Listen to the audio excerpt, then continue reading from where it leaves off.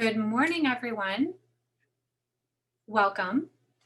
My name is Amy Gill, and I'm the Chief Operating Officer at Scene Magazine. Thank you all for joining us for the COVID Kids and Mental Health webinar. With COVID cases rising again, and many kids returning to in-person learning or hybrid models, and many still are learning from home, our mental health is challenged right now, both for our kids and as parents, as educators. So many of us have a lot of questions, and frankly, there's a lot of information out there, but it's really difficult to kind of sort through what's real, what applies.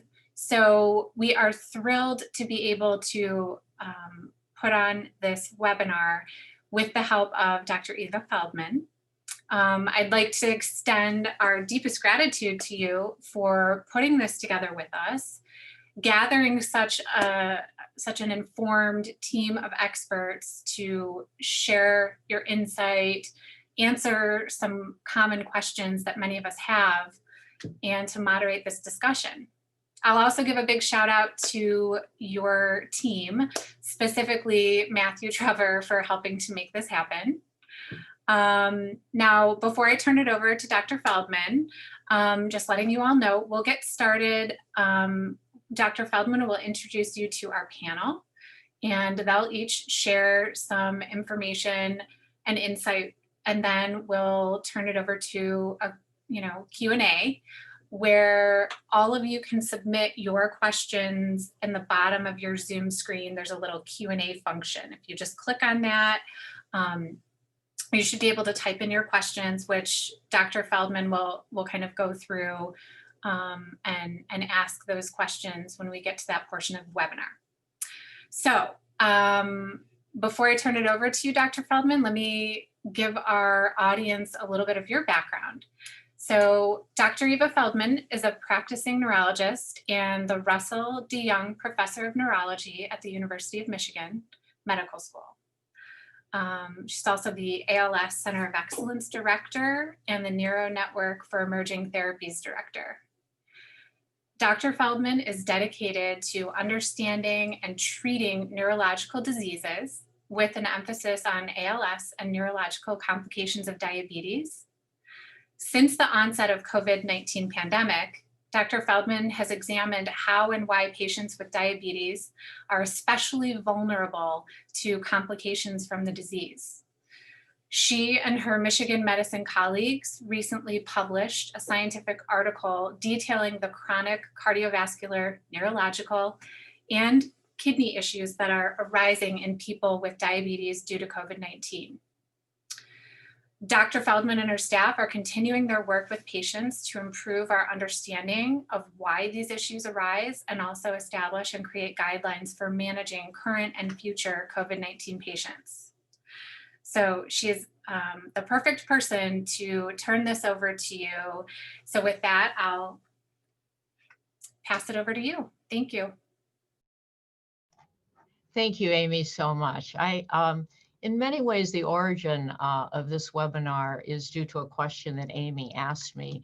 She and I were participating together about a month ago on a webinar, and the last question I got asked was by Amy, where she asked me, an interesting question about how to handle her daughter during COVID and virtual schooling, when her daughter didn't want to participate necessarily in virtual schooling, and Amy didn't know how to manage. And I knew I had been to some talks and had read articles, but I thought, wow, I'm an adult neurologist, and this is a question for the pediatric specialists. And one of my best friends is actually the former chair of pediatrics at the University of Michigan, and she would always tell me, Eva, children are not little adults. So I think it's really important that we hear from our specialists today on what's clearly an emerging and continuing and will be with us for a long time problem. And that is the issue of COVID-19, our kids and their mental health, and then also our mental well-being. So I'm really privileged to have three of my colleagues here today from Michigan Medicine to speak to all of us.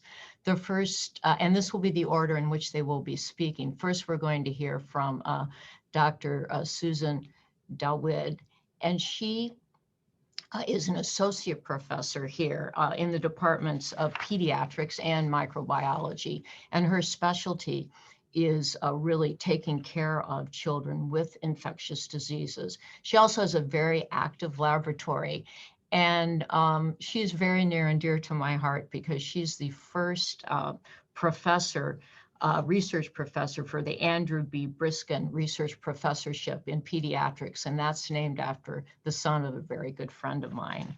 The next person who will be speaking to us is actually my daughter's godmother, and that's Dr. Sheila Marcus. So Sheila and I have known each other since our first day in medical school together. Sheila is professor of psychiatry, adolescent psychiatry, and co-director of the Infant and Early Childhood Clinic in the Department of Psychiatry and Pediatrics.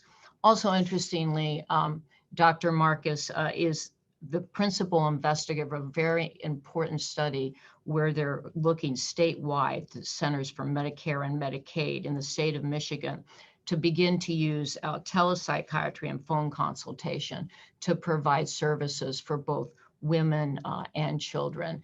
One of her specialties is depression in children. And our final speaker then this morning, before we do our panel and answer your questions, is Dr. Kate Rosenblum. And Dr. Rosenblum is professor of psychiatry, and she's professor of obstetrics and gynecology, and she's also co-director of our Women in Mental Health program and co-director of a very interesting program called Zero to Thrive, which I believe she will be discussing with you today. So I'm really quite honored to do this today with my three colleagues and want to thank them ahead of time for doing this for all of us, because the questions that have been pre-submitted by many of you on the webinar, our listeners and participants, are the same questions I have. So we'll begin with Dr. Dawid. All right, great. Thank you, Dr. Feldman. So my role in this is, as an infectious disease physician, is to kind of set the stage for this virus to make sure we're kind of all on the same page in terms of infection and transmission considerations in children. And that, I think, will allow us to have discussions about all of the other ramifications of this disease. Dr. Dawid, we cannot hear you. Oh dear. So I would get closer to whatever microphone you're at. Both the audience can't hear you and neither can I. Okay. You can't hear me at all? Now I can. Okay. Now it's excellent. Okay. Sorry about that. Okay. You didn't hear it, so. Perfect. Start again then. Thank all right. So technical difficulties as usual in this COVID era. So my role in this webinar is to really set the stage of the virus, to try to understand how it plays a role in disease in children, and also the role that children play in transmission. And so I'm just going to take this period. Yeah. Okay. Again, you need to get closer to whatever microphone. Yeah, it's see. So it's a headset. So. Okay. So whatever you have, please get closer. Thank you. You still hear me? I can, but we only hear you when you say that. When you start talking again, we have trouble hearing you. Okay. I'm going to disconnect this and.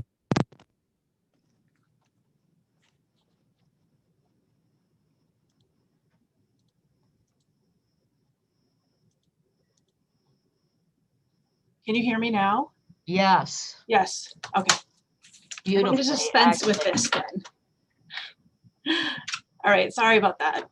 I'm going to just completely start over. So my role in this as an infectious disease physician is to really try to answer questions about the virus itself. I'm going to talk about transmission and also talk about disease in children, and then that will set the stage for sort of the rest of the conversation. Because this is a relatively brief period of time I'll be talking, I'm happy to answer questions after everybody has contributed their part. So the first question, I think, with this virus, so the virus is called SARS-CoV-2 and the disease is called COVID-19. So we actually have two different names for it. The actual virus itself, the question is, can it infect children? And I think we all know the answer to that. The answer is yes, it can infect children.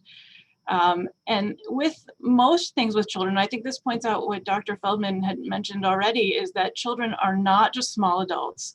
And the disease and the transmission patterns in children are totally different than those in adults. And we really have to think about them separately from all the things that we hear about the disease in adults.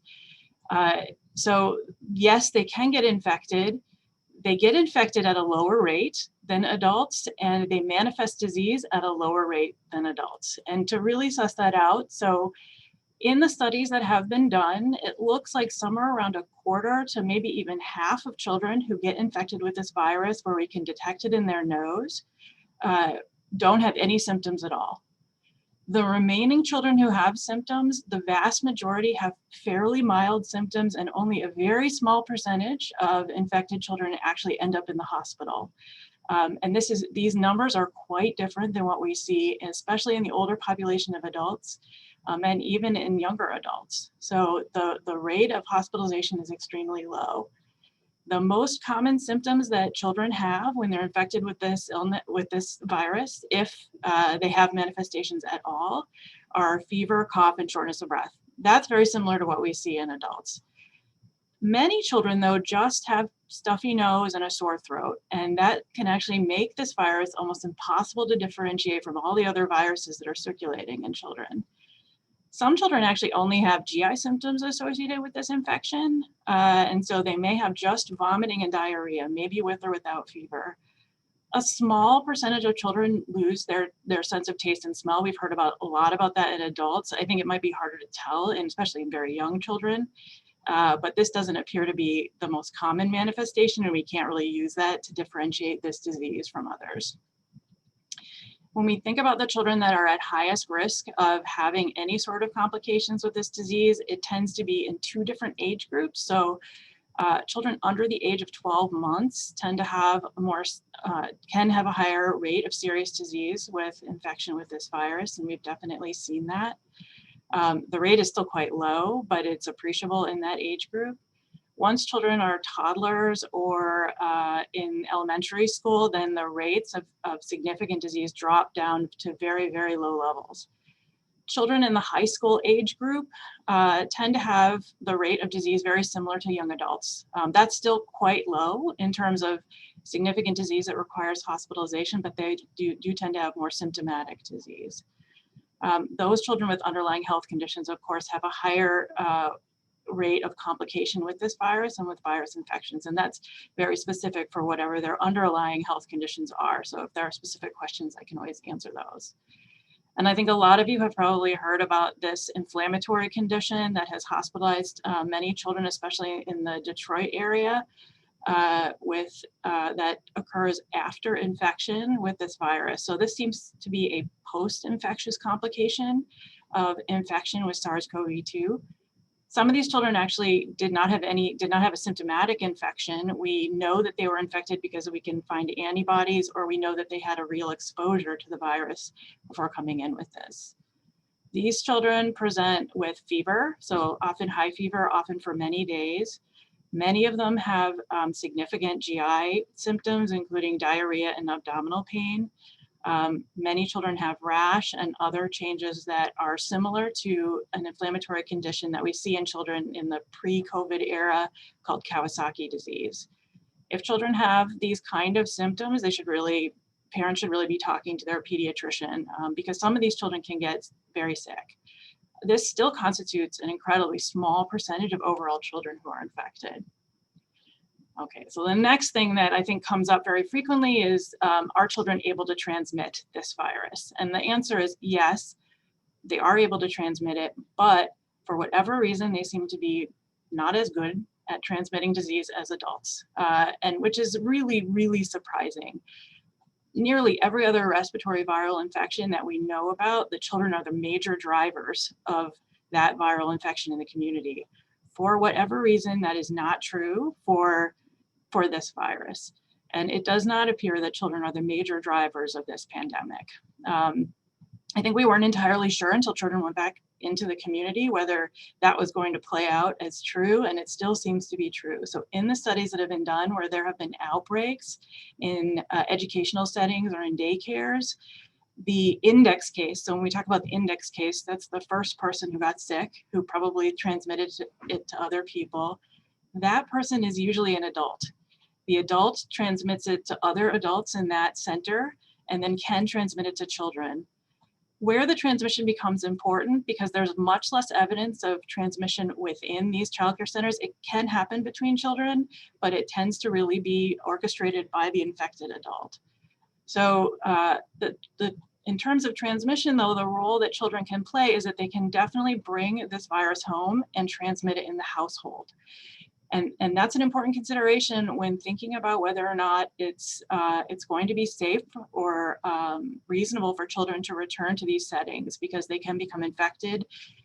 They often have no symptoms, but even when they have no symptoms, can transmit this infection to other household members. They're still not as good at it as adults, but they can do it. So this is a major consideration, I think, for each individual household to consider on an individual basis, what the risks are in that household if a child gets infected in one of these settings, whether there are high-risk adults in that household. The final thing I wanted to talk about in terms of transmission is just understanding why we're doing the things we're doing. So how is this virus transmitted within schools and within the household? So the thing that we know is that the predominant form of transmission is in large droplets. So those are very large water droplets that come from your mouth and nose when you are sneezing, coughing, but also just talking, singing, and even just breathing. There are droplets that come out of your mouth when you do that. Those are really large droplets, so they can be caught by barriers such as masks. They also fall to the ground quickly, and that's the reason for the 6-foot distancing, is because we know these large water droplets seem to fall to the ground within that range of space. So the other thing to think about is that when these large droplets fall onto surfaces, those surfaces can become contaminated, and then a child, say, touches that and then touches their nose, can contaminate themselves. So those are that's the major route of transmission. What we think is probably a minor route of transmission is in the aerosol phase. So that's where very small water droplets that can get through many of the barriers that we use get into the air, and we can become infected with those very small droplets too. That seems to be less of an issue, but it's something to think about. How do we deal with those kind of droplets when barriers don't seem to work as well and spacing might not work as well? And that's where air circulation is really important. So outside, because there's much more air for the aerosols to diffuse into, is by far safer than an indoor space. An indoor space with open windows or very good ventilation is superior to a closed-in indoor space in terms of that route. So all the things that we're doing to try to protect children in these childcare and school settings, spacing them out, mask use, barrier use, and trying to keep kids outside to the extent that we can, and open windows are really the things that are going to decrease the risk of transmission. There is absolutely nothing that makes the transmission zero, but all these things combined layer on each other and allow for a relatively safe environment. Those are the things I wanted to kind of get across about this virus. So sorry about the technical difficulties, and I'll go ahead and pass the mic on to Dr. Marcus. Thanks very much. We're going to shift gears here a little bit. So we'll shift gears in a couple of ways. First, in the spirit of full disclosure, I'd like to tell all of you I'm not in Michigan right now. I'm actually in North Carolina. And if you were to see me under my Michigan jacket, you would see the fact that I'm wearing the clothes that I wore to bed last night, and then when I picked up my new grandson and granddaughter. So let me just screen share here quickly. This is what I was doing sort of earlier today. And of course, like all of you. We can't see your screen, Sheila, Dr. Marcus. Let me screen share, hold on. Okay.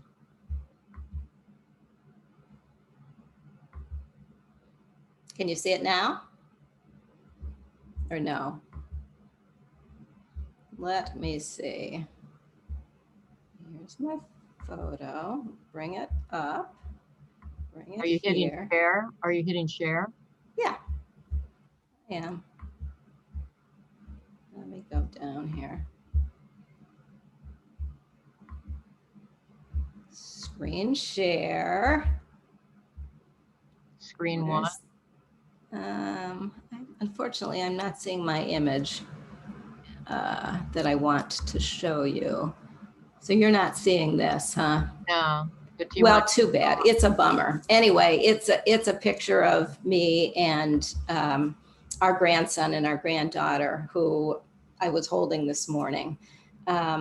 So yes, underneath here I have some scrubs that really don't look that great.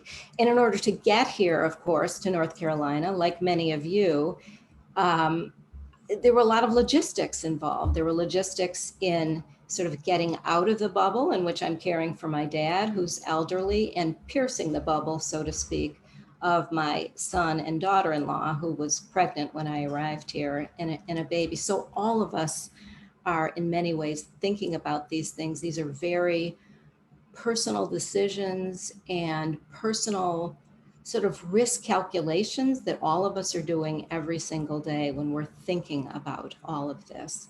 And I think for many of us, particularly for those of us who are in education or essential services, it's this balance that we're constantly thinking about. How do I take care of myself? How do I take care of my children and my grandchildren and still make a difference? So I'm going to shift gears a little bit to talk about some of those aspects. Okay, this I presume you can all see. Yes, good. All right. So what Kate and I are going to do is talk a little bit about stress management and promoting resilience in this new normal in which all of us find ourselves. So we have talked a great deal about what's called this stress continuum model. And this is a model that's used in patients with PTSD. We used it ourselves for our first line providers, for our frontline providers when we were doing virtual first aid at Michigan. This was back in the days of March, April, when things were pretty woolly back here in Michigan, and we were, you know, setting up to consider a field hospital. We had jeopardy rows of people who were in the hospital, and what happens if this person falls ill? There was a lot of anxiety. And so most of us in the health center at that point were certainly not. If you look at green, which is ready, that is an optimally functioning, adaptive, feeling at one's best, well-trained, prepared. Most of us, frankly, were not in that green zone. Most of us, I think, were more in a reacting or yellow zone, which is some mild distress, feeling a little irritable, a little anxious, a little down, poorly motivated, having trouble focusing, not sleeping quite as well.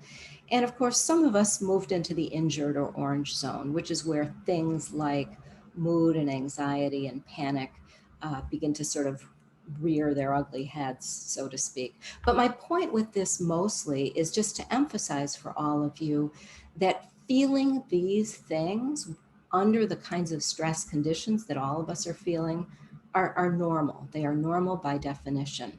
So what we wanted to do today is to give you a few antidotes to dealing with stress, both within yourselves, because taking care of ourselves is critically important to taking care of our children, whether it's going back to school or making decisions about whether to visit grandma and grandpa and all of those things.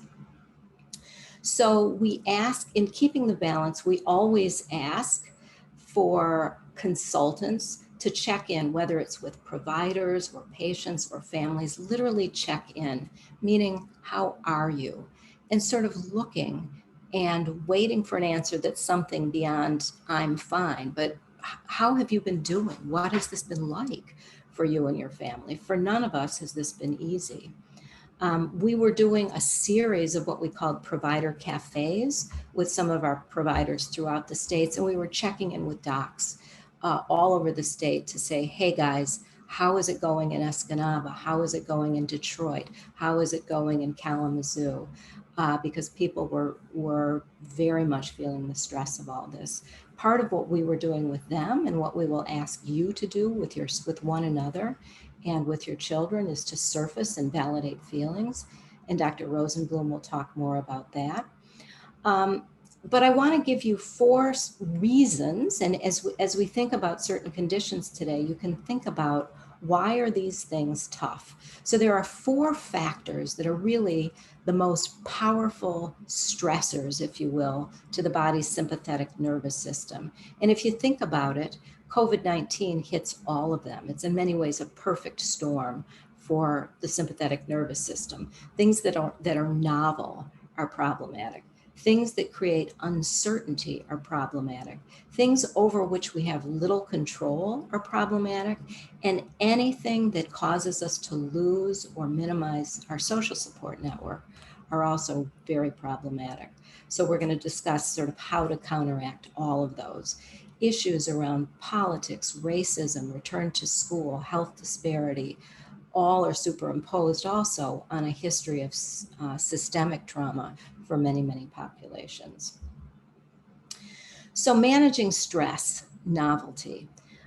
What I'm telling people all the time is to make sure you find 1 or 2 sources of solid, accurate information on the infection rate and the community prevalence within your community, within your school, from reputable sources.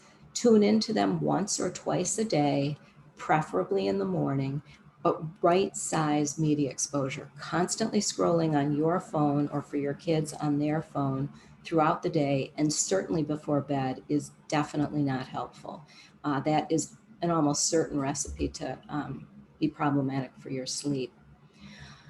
Uncertainty, we know, especially in women, often leads to what we call anxious rumination. It's a cortisol-driven event, and it causes people often to be amped up. Rumination can, of course, be particularly problematic during the night, where people are replaying what might I have done better, or what's the next day going to bring. And there are lots of ways to counteract that. I think Dr. Rosenblum may mention a quote that we use a lot when you're talking to your children, your partner, their teacher. The first person in the room whose affect you need to regulate is your own. You need to be in a solid, grounded space before you begin to react to other people around you. There are several ways to do that. The best way in general to counteract rumination, uncertainty, is to turn on the parasympathetic nervous system. And we have several ways that we know can do that. Mindfulness strategies is a good way. If any of you are not aware of the app, it's an app put out by Dan Harris, who's an ABC commentator that worked on Good Morning America and had a panic attack on the air. This 10% Happier app is excellent. There's a coronavirus survival guide that he did free, and it's available on YouTube. There's now one around managing feelings with the upcoming election that's also excellent. But they talk about, with mindfulness strategies, the idea of coming back and grounding yourself and, quote, not getting on the bus. That is, when you find yourself running off in a direction where, what if my kids attend this event, or go back to school, or don't go back to school, and they get the infection, and they expose me, and they expose my parents, and my dad has diabetes. You know you've gotten on the bus. You're gone, so you need to come back. There's something called square or box breathing, which is breathing in for 4 counts, holding 4 counts, out for 4 counts, holding for 4 counts. That's an excellent way of calming yourself very quickly. And we talk about the anti-anxiety dose of exercise as being 40 minutes, 4 times a week. For kids, if you're not familiar with it, these are for younger children. There's something called Cosmic Kids Yoga. And Sitting Like a Frog, which is a book that teaches kids yoga. Both of them are very sweet and good. Lack of control, agency. Controlling our behaviors is easier, of course, than controlling our thoughts. Focus on what you can control in terms of what are the school options you can pursue, what are the IEP options you can pursue, what we've heard about a million times in terms of face mask, distancing, washing hands. Be careful to know that you focus on your family's choices. Every family is different. We don't know which families in your community are taking care of an elderly relative or do have a pregnant relative in their midst. So the decisions they make might be different than the decisions that you make. You may be relatively healthy and unable to work, and it may be impossible for you to take care of your children at home. And for you, sending your children to school, if an in-person option is available, makes sense. So you don't have to sort of get into COVID shaming and judging people about what it is they're doing. Social support, maintaining relationships. We talk a lot in our business about the fact that while we may not be able to be physically present with one another, we want to remain socially connected. There are lots of ways to do that. Certainly you should remain socially connected with school friends and teachers. For kids who have special needs, remaining connected with their IEP or their special education team is going to be critical. As you think about children who may be re-entering school, one of the things it's not shocking in many ways, but we found initially that our phone volumes went way down early in the COVID pandemic.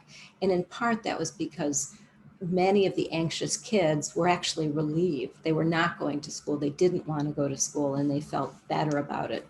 And the parents at that point were coping reasonably well. We're now seeing what we're calling the surge after the surge, which is sort of this explosion of depression and anxiety and trauma symptoms. But for a period, that was better. So for those same anxious kids, re-entering school after a period of months out can be problematic. And so exposing them to the school environment, literally walking up to the door or doing a virtual Zoom may be helpful. To the extent that you have them, having neighborhood pods or groups may be helpful. I often am calling out this Caribou app or the Together app. If any of you have younger children and distant grandparents, these are excellent ways of having grandparents read to grandkids, play games with grandkids. They're really lovely. And we talk a lot about the fact that humor and laughter sort of soothes the soul. So with that, I am going to turn it over to my colleague, Dr. Rosenblum. Thank you, Dr. Marcus. That was wonderful. I feel lucky to be a part of this group in this conversation. I'll just say by way of additional introduction, I'm also a mom and I have two teenagers, one at the earlier end, one at the later end. So a 13-year-old and an 18-year-old. And up until 5 minutes before I logged into this webinar, I was in another room trying to remember algebra. So I think, we're all sort of carving a path through this very sort of uncharted territory. And I am appreciating learning from all of you and from our conversation today, as I'm also thinking about all these issues and seeing that actually our children and youth are all, struggling with things that they've never had to face before. And from listening to parents, both professionally and personally, I know that we as parents are also all struggling to learn things that we haven't sort of had to know in the same way before. So I'm going to share a little bit. A lot of the work that I do is and has been to support families, especially with very young kids, around experiences of trauma and stress and adversity. And there are things that I've learned through that work that I think are really helpful for us to consider now. So can I ask, can you make this full screen? Sheila, is that possible? It looks like you might have to click to get the bullet points up. If you can just go all the way through, that'd be great. Thank you. Okay, so the first point that I want to make is that kind of like Dr. Dawid, you were sort of mentioning that kids can look asymptomatic, and it's not until we do the testing that we sort of know what's going on beneath the surface. And in some ways, little kids also have sort of differences sometimes in terms of what they show us and what they're feeling. And what we see very often is that kids are more likely to show us their feelings at times than they are to tell us their feelings. And so we're all in the position of being detectives as parents and as adults who care for kids. And the question that we're sort of thinking is, you know, what is it that he or she is feeling? And what might she or he need from me? Those are really important questions to hold in the back of your mind. It might be that your child is showing you anger or sort of defiance or refusing to do something. But the feeling underneath may actually be something that's different than it might look like on the surface. It might be sad, anxious, worried, scared, hurt, vulnerable, right? So as we sort of do this detective work and we're staying curious about what kids might be feeling, it helps us to respond to their feeling and their need instead of just what's on the surface. So this is our challenge. It's not easy to do this. It's hard because as parents, we might sometimes feel like we flip our lid, you know, in response to the behavior that's in front of us. And it's okay if we kind of don't get it right sometimes in the first moment, because we can always come back to it later. We can reflect on it and think, huh, you know, I wonder what was going on there. I was getting mad because of X behavior, but I wonder if she was also feeling sad. Sad for many reasons: missing friends, not having the same control over life, not being able to go to the neighbor's house. I mean, there are a lot of things that kids could be having really big feelings about, including, you know, sort of smaller things that aren't so small, like missing going to school, or bigger things like losses of family members or parents who are really struggling to juggle economic stresses, work stresses, feelings about the dual pandemics of racism and things that are sort of present in the media that kids are processing. So parents really need to know their kids and be curious about what might be going on for their child. All right.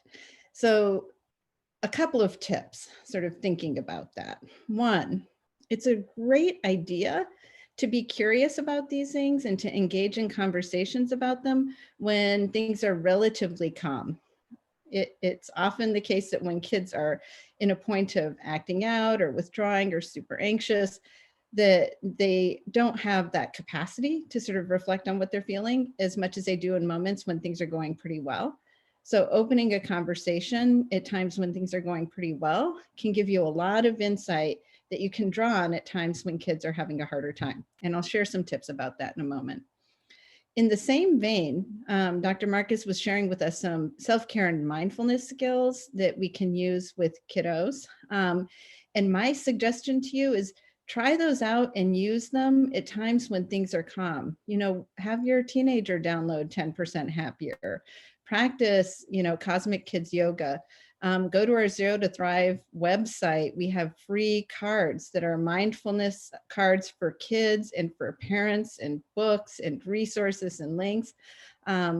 Use those when things are going well so that when the going gets tough, there's some practice. You have something sort of learned that you can pull out and use. There are so many great resources. And then, as Dr. Marcus said, yes, when the going gets tough, the first person in the room whose affect you should regulate is your own. If you're feeling overwhelmed and your child's feeling overwhelmed, it's okay to give yourself a timeout, to take a few deep breaths, to walk away and say, hey, you know what, this is a hard moment. I need to take a few deep breaths. I need to go somewhere to sort of calm myself down, and we can come back to this later. And then come back to it later. But it can be really great for you to calm down, and also good modeling to your child that it's okay to take care of yourself in that way. And then ultimately be kind to yourself. You know, we can't do this perfectly. It's actually not possible. Parenting perfectly isn't possible. We're all striving to be good enough parents. And at this time, when things are really hard, we really especially need to keep that at the forefront of our mind. We're juggling a lot of balls. And one of my colleagues speaks to the fact that, you know, sometimes there are crystal balls that we really can't let drop. They can't break. You know, it might be keeping our job, or you know, some other thing that's happening that you really need to sort of keep up in the air. But there may be some things that are rubber balls, can bounce and you can drop them, and that's okay. So you might not be getting the dishes done, or the laundry might accumulate, or you might just be putting a shirt over your, scrubs to sort of go to work one day, because we're all just doing the best we can and we need to be kind to ourselves. So next slide.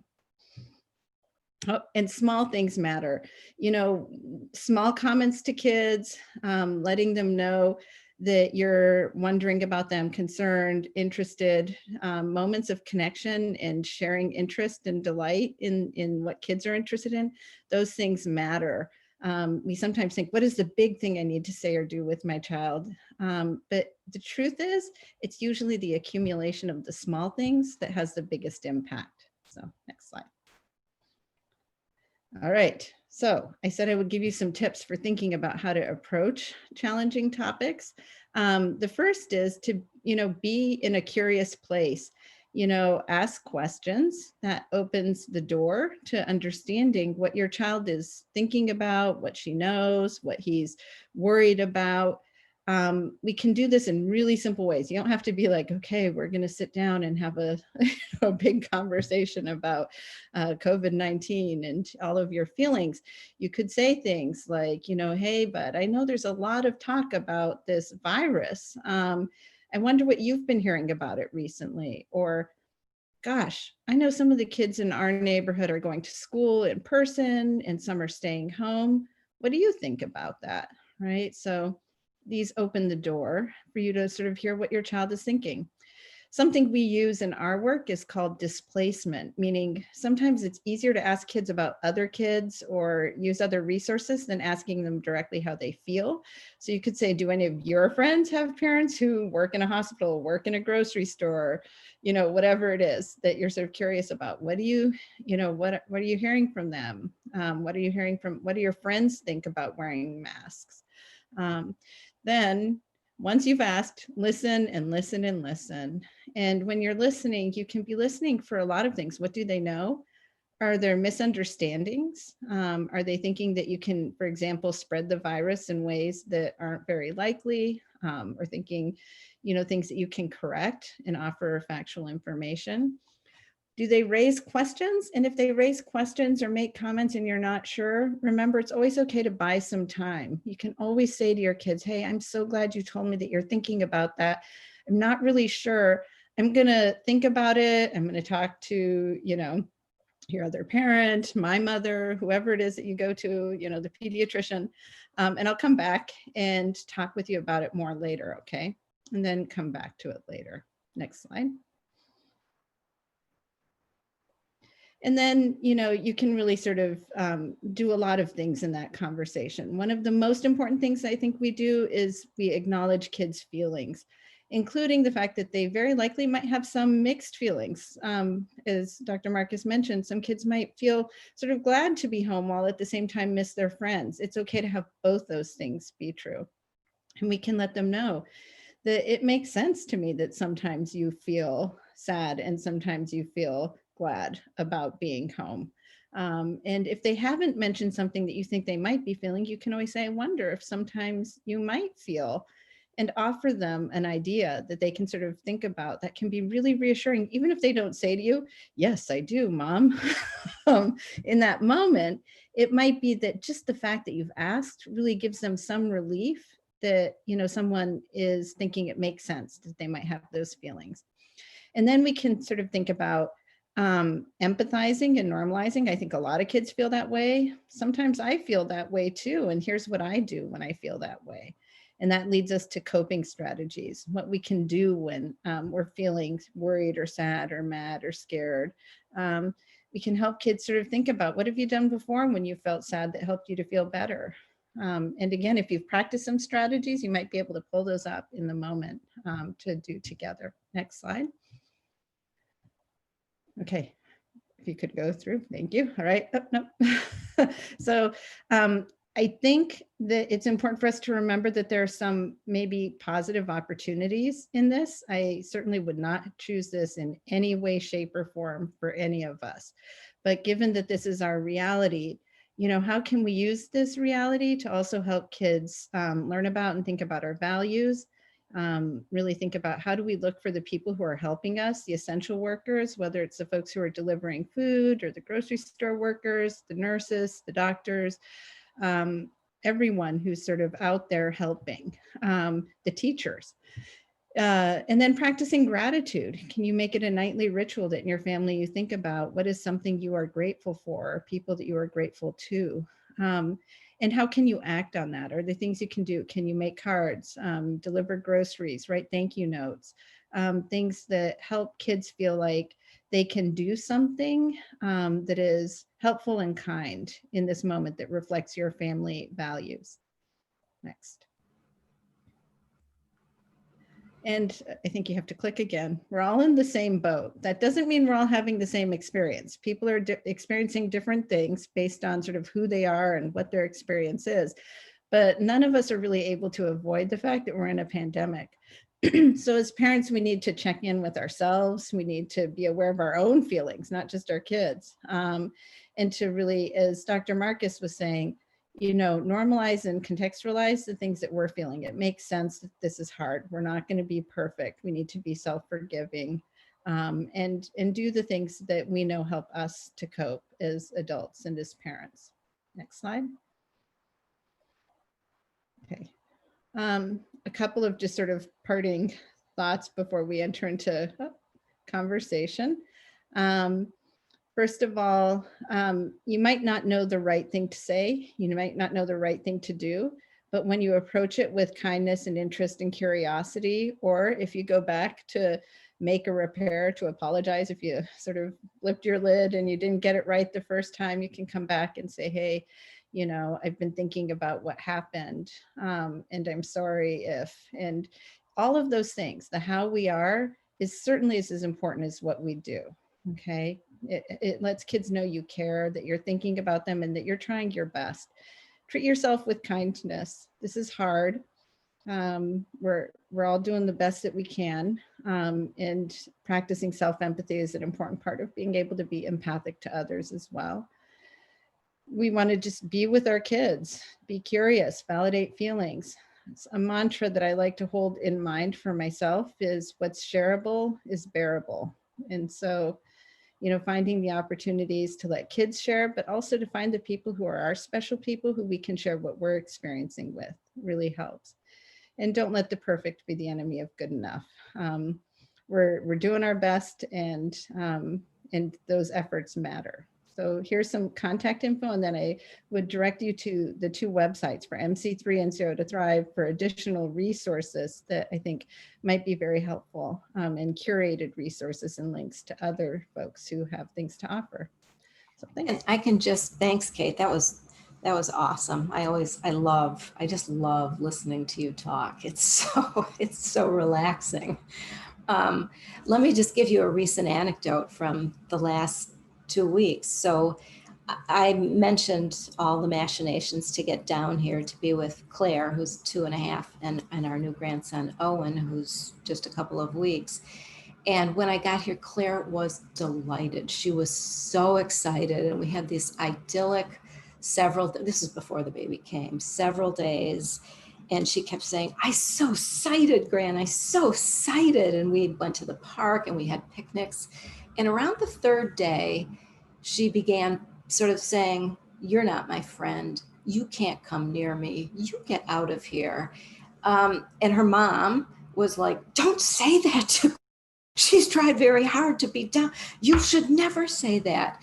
And so I sat together and she was clearly, and I said, you know, let's have a moment together tonight. Let's have a moment. And I sat and I rocked her for a little bit and she said, when are you leaving again? So she was so worried that, you know, I would be leaving very soon. And it was sort of, you can't fire me. I quit. So she was already thinking about, it's been 8 months since you were here. When are you leaving again? So it's so hard to know what's going on in their little minds if, you know, we don't know. So being that in that detective place or having that conversation can lead to surprises, but really, critically important information, because you might respond to something totally different if you didn't know that that's what she was worried about, right? That's a great entree, I think, into the Q&A. So I guess I'll ask Ashley to put all the individuals, put all 4 of us on the screen. I was emailed multiple really interesting questions. Just actually received another, and also in the Q&A, please feel free to send more questions. Hopefully we'll be able to address all of them. I think I'll start with one that I've actually been wondering about myself. And that is, and I'll start with maybe you, Dr. Marcus, then you can go to Dr. Rosenblum.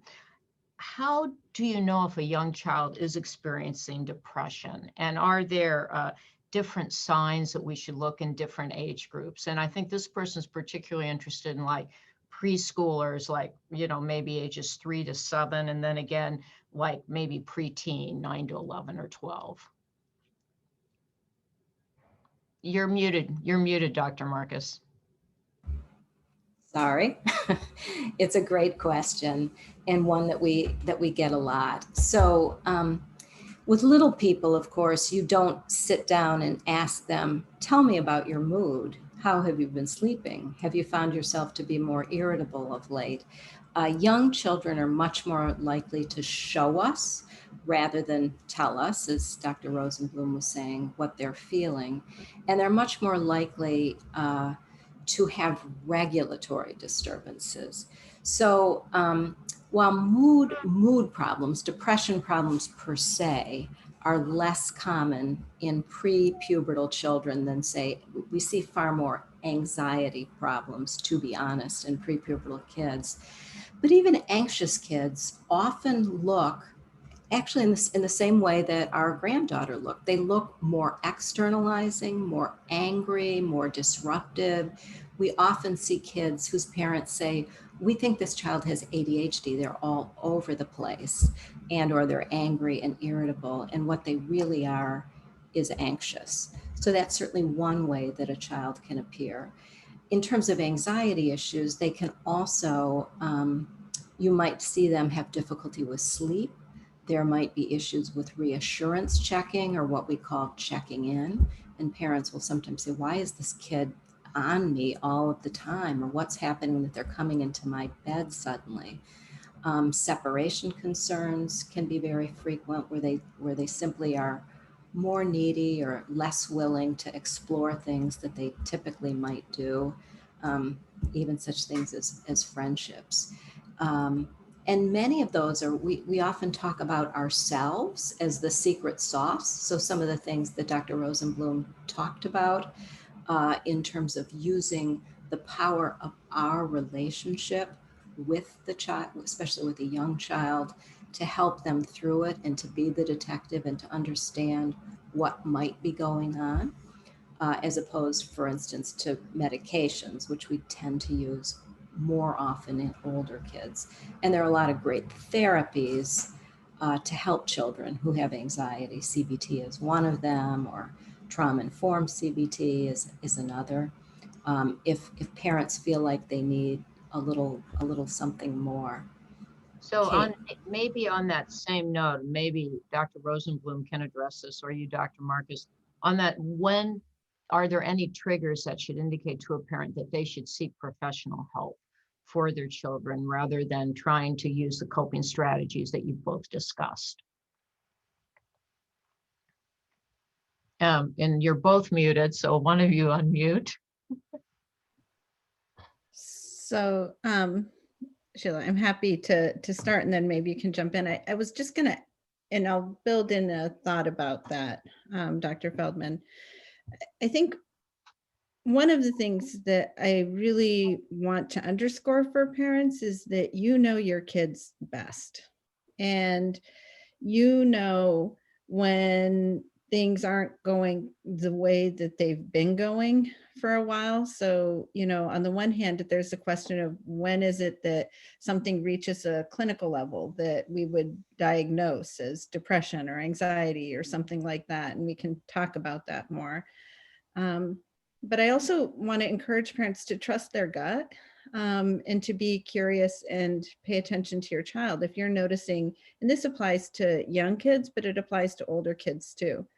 If you're seeing significant changes in behavior that leave you feeling uncomfortable, that make you sort of wonder what's going on, that's something to pay attention to and to be curious about and to approach. And kids can show their distress in lots of different ways. They might show it to us by acting out, by being angry or oppositional. I was just talking with a colleague who has a child who is, sort of showing angry behaviors. And that's really common as a way of showing distress. It doesn't mean that that's the only feeling, because underneath those feelings might be feelings of sad or scared or worried. But those kinds of externalizing behaviors, being oppositional, acting out, getting in trouble, refusing to do things, if that's sort of increasing, that's something to pay attention to. If you see kids withdrawing, being extra anxious, not really being willing, so being really scared about going to the grocery store with you, for example, where that maybe wasn't something that they were experiencing, is so fearful, that's something to pay attention to. And with older kids, I think we're hearing from a lot of parents that kids are withdrawing, sort of retreating to their rooms, not wanting to interact, not engaging with others, sort of disappearing. That's something to pay attention to and can be concerning. So really trust your gut. That's, I guess, what I want to say, not to sort of medicalize it too much, but to pay attention to what you know as a parent. The sort of question of when is it appropriate to seek additional input? I think that if you're finding that it is interfering significantly with how your child is able to do things that are important for him or her to be able to do as part of his or her daily routine, it's interfering with relationships, friendships, with being able to learn at school, if it's causing him or her significant distress, or it's interfering with the family's sort of well-being in some way, that is a really good sign that getting some additional support could be really helpful. And I'd say set a low bar for yourself. It never hurts to reach out and consult and get some, to get some wisdom and some consultation. I think of a lot of times the role that we play can be as a coach. Great people to seek that input from include your pediatrician or primary care provider, but there are also lots of resources for mental health therapists that you can access also through the websites that we shared earlier. So, seek a trusted person. You can also reach out to schools and sort of check in with school counselors and ask, this is what I'm seeing at home. What do you think about this? Are there things that we could be doing that could be helpful? So find the people who you trust, reach out to them. Don't feel isolated and alone more than you need to be. There are people out there who want to help. That's very helpful. Thank you. I think I'll kind of swing to the other side here. I've got questions all over the place, and then we have a couple in the Q&A, so I'll alternate between what's been sent in and the Q&A. So for Dr. Dawid, there are many, and I'm going to try to kind of compartmentalize them into two, and that is, should children be getting tested regularly since they frequently can be infected but not show symptoms?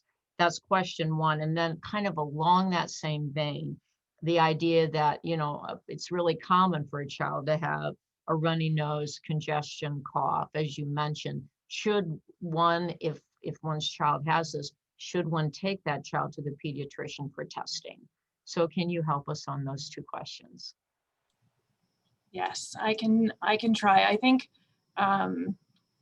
so one of the issues with testing is that we're just not quite there in terms of having the testing mechanism that will allow us to really find out who is infected and then making a decision on what to do with them. And there's been a lot of talk about this between people who are trying to figure out how best to control this pandemic with the number of asymptomatic people who can still transmit the infection. And that's really been the big issue with this virus, is that there are a lot of people who have no symptoms at all or very minimal symptoms who are still capable of transmitting this to other people. So how do we find those people and then try to keep them out of circulation while they're contagious? They may not be contagious for as long as they would test positive by some of our very sensitive measures of testing. And the answer to that is we don't actually have the testing mechanism yet, but people are working on it. So what the ideal thing would be a test that had a very low false positive and false negative rate. So we could pick up everybody who was infected. We didn't have any false positives, and we would only pick them up when they were contagious, right? That would be perfect. If we could do that every day at home and assess every day for contagiousness, that would probably be the best way to control this. Unfortunately, we don't have that yet, and people are working on it. What we really want is rapid, accurate testing that can be done frequently. I think because we don't have the infrastructure for that right now, the question about should children be tested more frequently, I wish, because I think if we could do that in a way where we could really just isolate those people who are contagious, we could get this thing under control.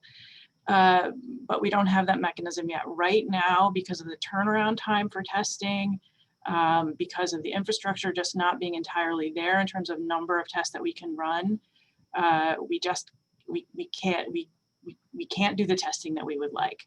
And I think know that this is being worked on, that there are many people who are advocating for this. There are companies that are trying to put out and get approval for these rapid home tests that we would potentially be able to do at home. And if we can get that up and running, I think we'll be able to address this in a much better way. Okay, thank you. Segueing into the, what do I do with my runny-nosed kid? Yeah, because I think that is a frequent concern. Yeah.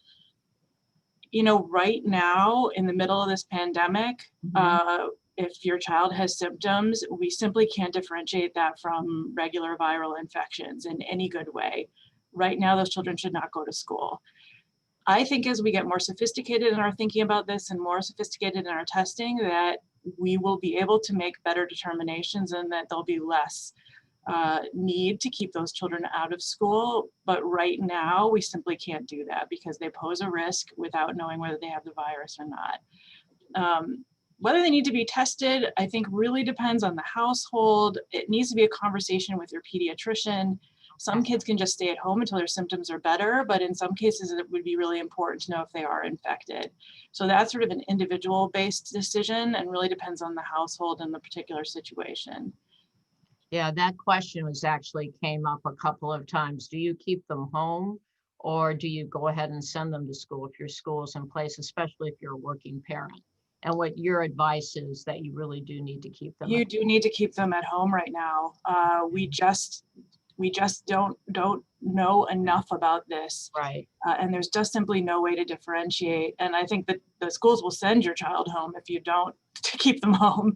And if we get big outbreaks in the school, because people are being sent to school with symptoms, that will shut the entire school down. So right now, while we're still sorting this out, that is unfortunately the only solution. And then let me also just to try to, because there's many questions about this, to try to put some closure on it. They should, though, a parent should contact their pediatrician, is what you're saying, or their, pediatric nurse to get some assistance here if they have any questions. Do you? Yes, absolutely, because every child is different, every situation is different. It is really problematic. And that leads into a question that's in the Q&A before I go to more of the submitted question. That's a great one. And I think maybe all three of you will have an opinion on it.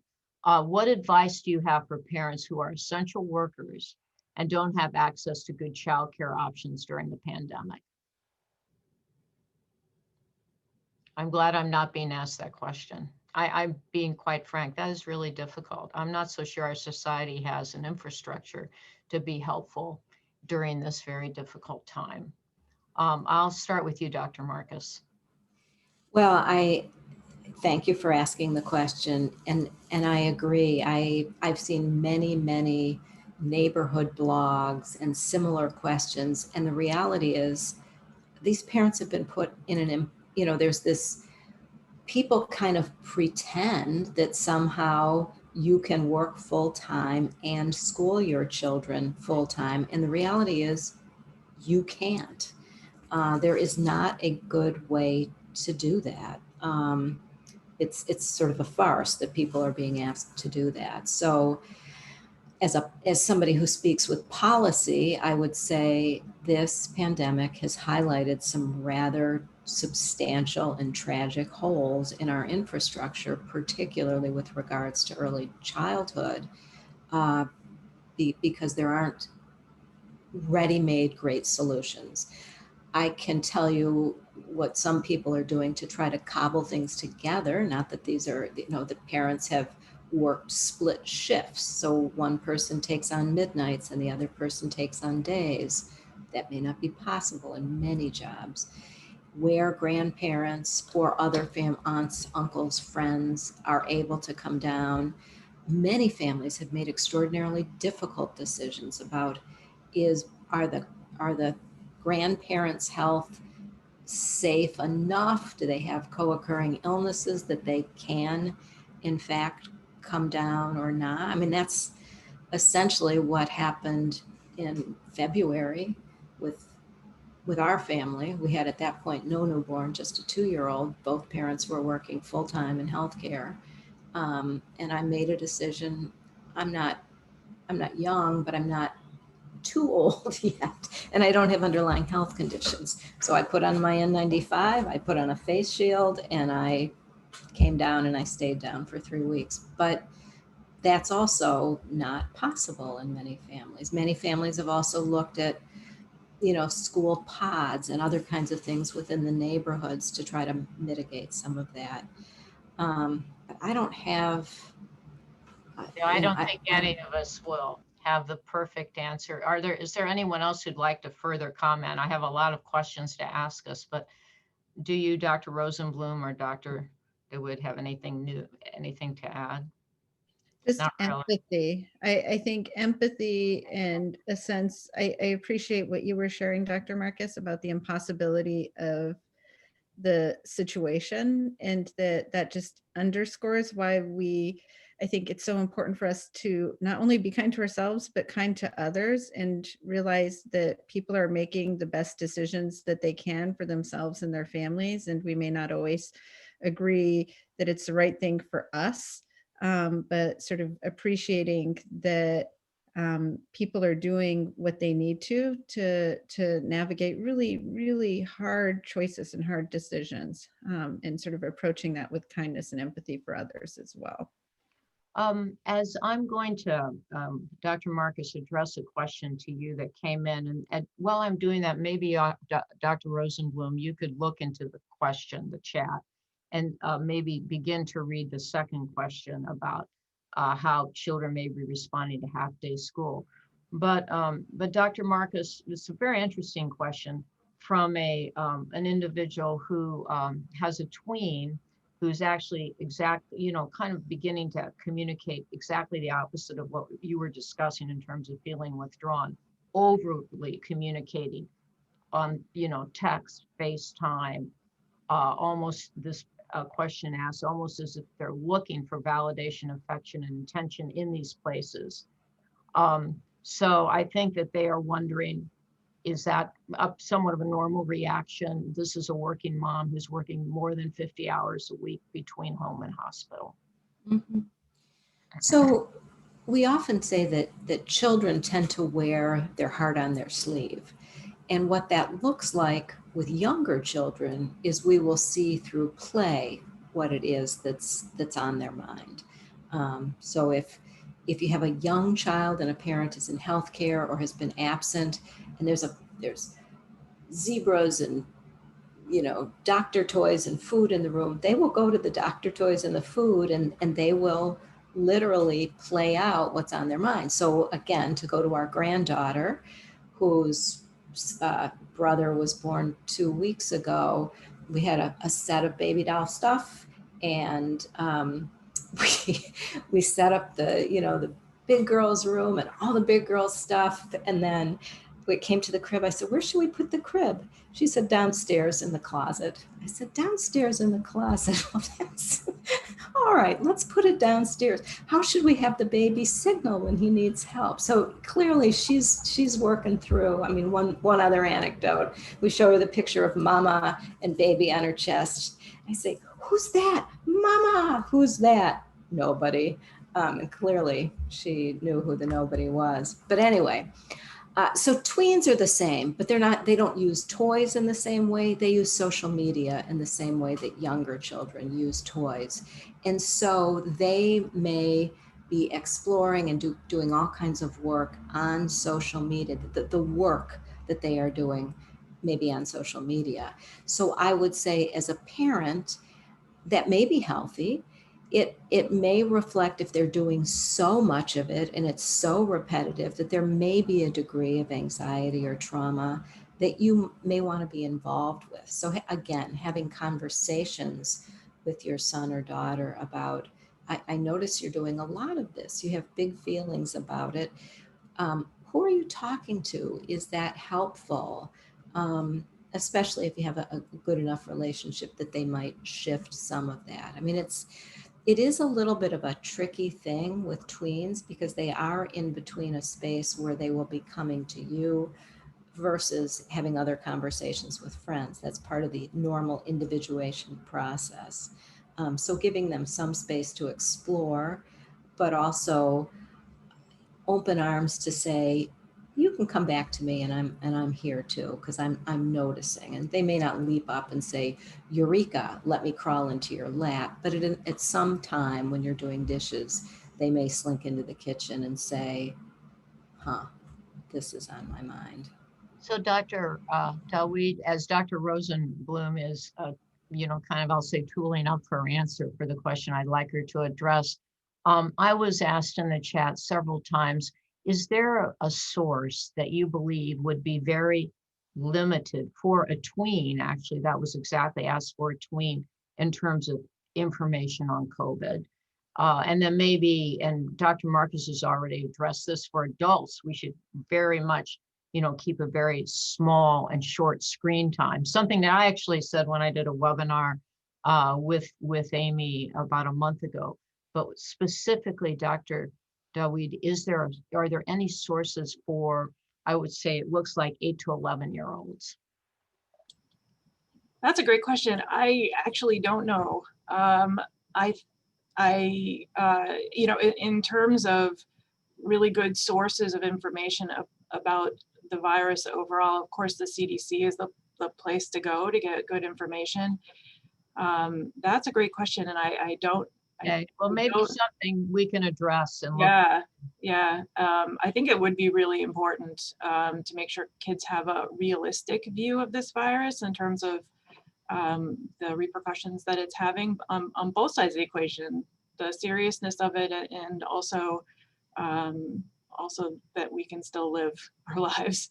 So yeah, that's great. I don't know of one, but it's a good point. I mean, I think part of what you're saying is that you want to take adult information from the CDC and you want children to have enough accurate information that is at their developmental level and is appropriate for them. So for preschoolers, that is, there are germs, the grown-ups are keeping us safe, that's why we're wearing masks. For older kids, there's a virus, it's called the coronavirus, we're wearing masks, et cetera, to keep ourselves safe. For older children, it's the community transmission rate is this in our community. We know that the level of, involvement. Is there any website or anything that actually walks through this for a parent with different age children? I don't think so, but I don't know. Not that we know of. That I've seen it. Okay, that's actually a good point, isn't it? Maybe something we could even think about for probably the academy. Peds would be a good pediatric academy. Well, so Dr. Rosenblum, could you address the question on half-day school and is it beneficial? Sure.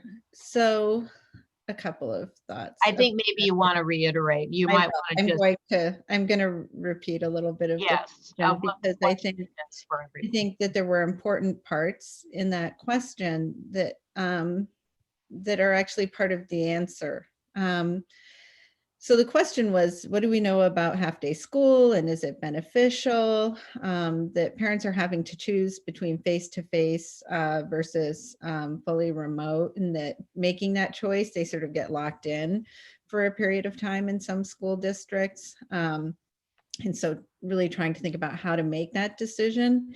And this particular person also shares that they have children who have IEPs or 504s, which are, special services or accommodations for kids who have special needs. And so, there's a real worry, as this person says, and what I think all of us must hear all the time, that concern that their children are falling behind or missing out on opportunities, and that'll have impact.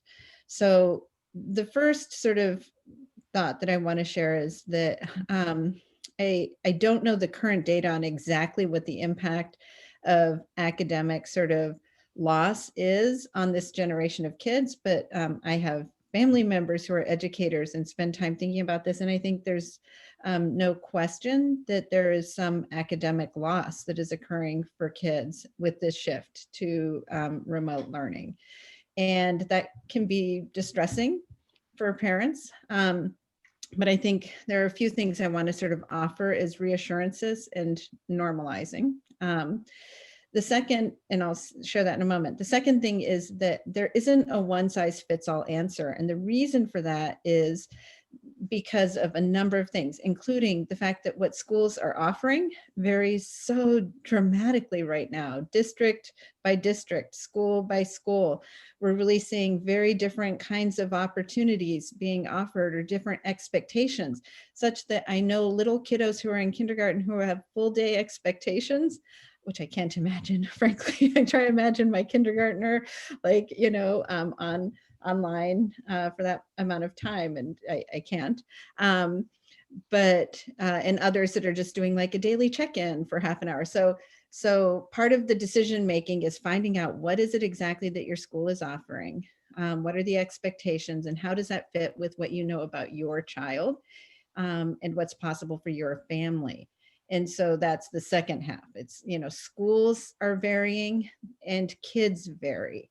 So we know that, some kids are going to have an easier time sitting down in front of a screen and engaging through Zoom. And for other kids, that's going to be really, really challenging and might really just exacerbate stress in the family. And the cost benefit analysis would weigh in favor of foregoing that opportunity and, really homeschooling or finding ways to accomplish this as best you can in your family. So there's no one size fits all. You have to think about who your child is and do the research to find out what it is that your school is offering. If your child has an IEP or a 504, there are people who are there who can help you think this through. And I would reach out to them, because hopefully they know your child from prior years, and you can really present, these are the things I'm thinking about. What would you be able to offer him? What would that be like? What do you think he would learn? What do you think the social emotional implications would be? So important to do that sort of research and reach out to the people who know your kids, and then let it be okay, whatever you decide, because the truth is both answers are not great. There isn't a good solution to that dilemma. So, you're going to make the best decision that you can, and that's going to be okay. And then the final thought I just want to share about this is that, everyone is in this. So, all kids are having an experience in some way that is disrupted. For kids who are in virtual or remote learning situations, there's, going to be loss of opportunities that you would have in face-to-face. That is for sure. Face-to-face may or may not be an option for your family based on some of the things that Dr. Dawid and Dr. Marcus shared, because of family members who might have vulnerabilities or whatever. You just can't choose that. So remembering that so many kids are experiencing this, and that, you know, they are going to catch up. It is going to be okay. We're going to see over time that kids, as they go back into school and have the opportunity to learn again, that they may have some delays in what they did not acquire during this time, but that, you know, the schools are going to be responding to that. Other kids are also going to be struggling with that. Your child won't be alone, and that things that they've learned, they will learn again and continue to build skills. So giving yourself that reassurance and acceptance. I think it's sometimes when you're a young mom, which I was at one point, you know that your child got the worst teacher in the school, you know that that was a lost year, but then they catch up. And I feel this is the COVID year, and many young moms and, you know, older individuals like ourselves need to understand that. So it's very helpful.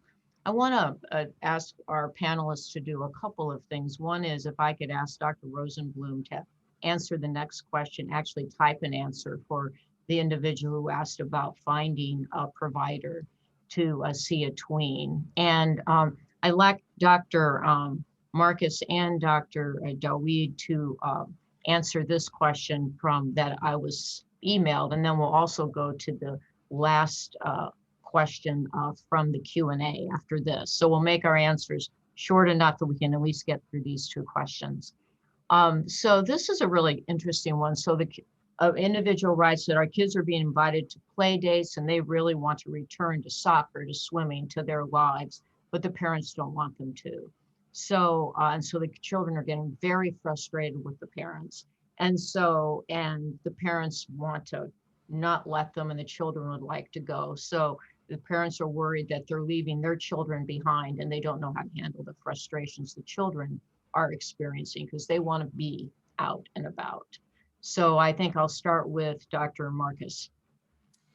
Sure. So again, I would go to the data in part.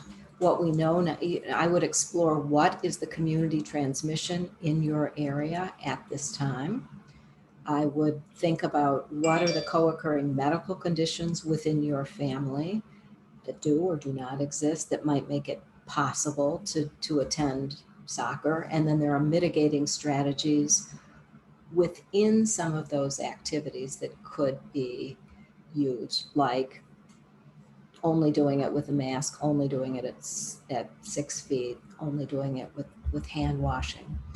For families in which, because there are elderly people, pregnant people, co-occurring where it simply isn't possible to do that, I would think about alternate activities that do allow the child some social exposure. Like, you may not be able to go to soccer because there's too many kids there, but would you be okay to do a quote single practice with one friend where the two of you go running together but at 6 feet, or do drills together but distant? I would sort of look for I would try to explore with the child what it is they're most missing. Is it the exercise? Is it the social aspects? And see if you can't create some version of that for them that is safe enough for your particular family. So that's probably the way I would approach something like that. And then let's go to this another question in the Q&A, which I'll read because I think that for certain Dr. Rosenblum and Dr. Marcus, and maybe also Dr. Dawid will want to chime in on this one. So I have 3 young children. My 8-year-old is in a new school in person this year due to COVID, and he's a bit of an anxious child, like his mom. He's become very concerned about knowing exactly who's picking him up, what time, where they will be standing, etc. And we've never not been on time there, says the parent. We've validated, reassured, done reality testing, played through the worst case scenario, talked about comfort objects, and this was not an issue pre-COVID. And so they would really appreciate your thoughts. And that's actually, there are a couple other questions that was emailed that were along the same lines, that the child needs so much structure and reassurance now and appears to be very anxious. So what should the parent do? If they've done everything they know how to do, which is what this parent has done.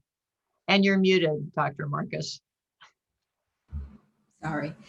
I'll start and then turn it over to Kate. I mean, it sounds like, number one, what you're experiencing, if you think back to the green, yellow, orange, red, your child is telling you, I'm yellow right now. I'm not okay with this whole COVID thing. I'm anxious. I'm not sleeping as well as I should. And they're showing you behaviors that are entirely predictable and entirely normal for a child who may have an anxious predisposition and is now experiencing COVID. So these are very typical behaviors. What he's doing are a lot of need for reassurance checking, a lot of checking in, and a lot of needing of validation. The tricky thing for an anxious parent is to do both that meeting of his need, which it sounds like you're doing a beautiful job with. We are going to be here. Here's what the day looks like. Here's who will pick you up. Here's when. Here are several opportunities to connect. Here's a picture of me, or here are opportunities to connect with us. But to also communicate in a very clear way, you're going to be okay, buddy. I know you can do this, as opposed to sometimes it's easy when we are anxious ourselves to unwittingly communicate, you're going to be okay. I love you, sweetheart. It's going to be okay, in a way that suggests the plane really is going down, but I don't want to let, so it's this kind of tone of your voice and presence that does suggest you've got this, and I'm giving you the tools so that you do have this, and come on in and let's have a last hug before we leave. So it is a little bit of a dance, but honestly, it sounds like many of the things you're doing are totally right, and what he's experiencing is completely normative for a child of his age with that predisposition. Dr. Kate. Rosenblum, do you have anything to add? I thought that was a really lovely answer. Just letting him, offering what Dr. Marcus did. If you continue to be really concerned and worried about his anxiety, of course, that sort of suggestion to reach out to the primary care provider and see if there's someone that he could talk to who might help him with his anxiety and managing those worries as well. Might be a good idea, but I think Dr. Marcus answered it well. There are some lovely books. Kids Who Worry Too Much is one. There's a great one, Georgie and the Giant Germ, that's available on the Zero to Thrive website that I can throw out a plug for Kate's younger daughter, Maya, who was the illustrator of this book, and it's been featured on CNN and is now on multiple languages and available internationally. So that's specific to COVID, but Kids Who Worry Too Much, or The Big Worry. There's lots of books about worrying. Why don't you, Dr. Marcus, it might be helpful if on the Q&A you could type maybe a name or two of those books so all our participants can see. So we started with Dr. Dawid, and we're going to end with her with the very last question. And that is, with my kids back in school, they're wearing masks, they're staying in cohorts, they're hand sanitizing, social distancing. Are the cases that are popping up in schools really being spread in the schools, or is it more likely happening outside of the schools? And this person says, I'm asking you this to you, Dr. Dawid, because they want to know whether they should allow their children to attend school. I think that's a great question. And that gets back to some of the things that we don't completely understand yet about this virus. So I think if we extrapolate from college age children, that it really appears that things that are happening outside of the classroom are major contributors to the spread. When it comes to younger children, we're still really trying to figure out what their contribution is to spread within those environments. As the young children who are not in high school, it really seems like from the studies that we've accumulated from international studies where they've gone back to school before we have in the United States, that that children are not major contributors. That being said, they can still pick up the virus from adults in that environment. I think all the things that the schools are doing in terms of mask wearing and barriers and trying to space kids apart from each other, trying to have as much windows open and outdoor activities as they can, are all going to reduce the likelihood of spread. The children are going to be a reflection of the rate of disease in the community. So when the rate of disease in the community is high, then you're going to have children in the school who have this virus. You're going to have adults in that school who have this virus who can potentially spread it. When the rates are lower, then all of that risk is lower. But the contribution of schools, I think, is really still a work in progress, at least based on the studies that exist, especially in the younger age groups. It really seems like most of the transmission involving children occurs in the household. Okay. Well, So, but it's a work in progress. We're still learning. okay. Well, thank you so much. I want to thank my three colleagues from Michigan Medicine for joining me today and answering many of the questions that I've been asked. And I think that we're all thinking about it. And I think I'll turn it over to end. Our time is up, to Amy, and thank Amy for sponsoring this also. I know it was important to me, and I'm sure it was important to many of our participants. And we're really happy to share any information and also answer other questions via email. And Doctors Marcus and Rosenblum supplied their email, and we are happy to supply ours to Amy also. Amy, back to you. Thank you so much, ladies. Dr. Feldman, Dr. Marcus, Dr. Rosenblum, Dr. Dawid, our sincerest thanks to you for taking time out of your very busy schedules to share what you know. I'm a parent, I'm a working parent, so this has been very informative, but also very reassuring, I think, to all of you in the audience. I know, please know that you are not alone. That's a sentiment that has been brought up multiple times. We are all in this together. And I know in the moment it can feel crazy and scary, but you aren't alone. And I'd like to end with something Dr. Rosenblum said that I love. What is shareable is bearable. We all have to keep reaching out to our loved ones for our own sanity and well-being. Keep talking to each other, be kind, and let's get through this together. So we will be publishing this on seeingthemagazine.com. We'll be sharing it throughout all of our social channels. Email, of course, we'll provide it to U of M and Dr. Feldman and all of you. We'll include some of the books and the resources, of course. So thank you all. Okay, Stay well. We hope to see you all soon. Thank you, Amy. Bye-bye, everyone. Bye.